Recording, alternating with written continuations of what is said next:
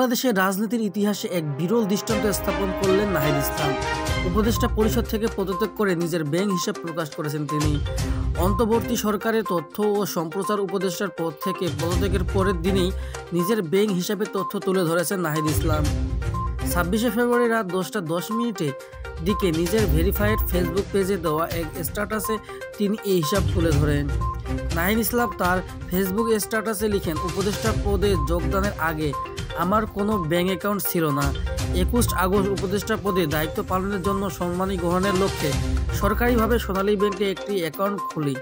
উক্ত অ্যাকাউন্টে 21শে আগস্ট 2024 থেকে 26শে ফেব্রুয়ারি 2025 পর্যন্ত লেনদেনের হিসাব জনগণের কাছে উপস্থাপন করছি।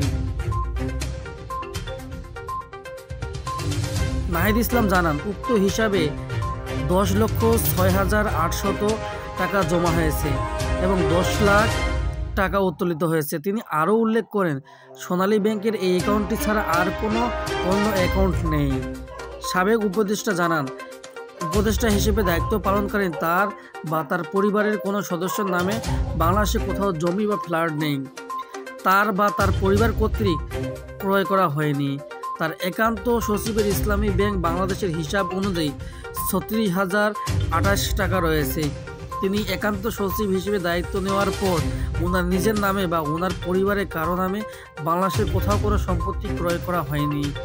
এছাড়াও তার ব্যক্তিগত কর্মকর্তা সহ সংশ্লিষ্ট কোনো সম্পদ স্বচ্ছ হিসাব রয়েছে, প্রয়োজনে উন্মুক্ত করা হবে বলেও জানিয়েছেন নাহিদ ইসলাম। নাহিদ ইসলাম জানান, তথ্য অধিকার আইন 2009 অনুযায়ী বাংলাদেশের যে কোনো সরকারি দপ্তরের উক্ত তথ্য যাচাইযোগ্য। মূলত তথ্য ও সম্প্রচার মন্ত্রণালয়ের দায়িত্বে ছিলেন নাহিদ ইসলাম। নতুন রাজনৈতিক দল গঠনের লক্ষ্যে গত 25শে ফেব্রুয়ারি দুপুরে পদত্যাগ করেন তিনি।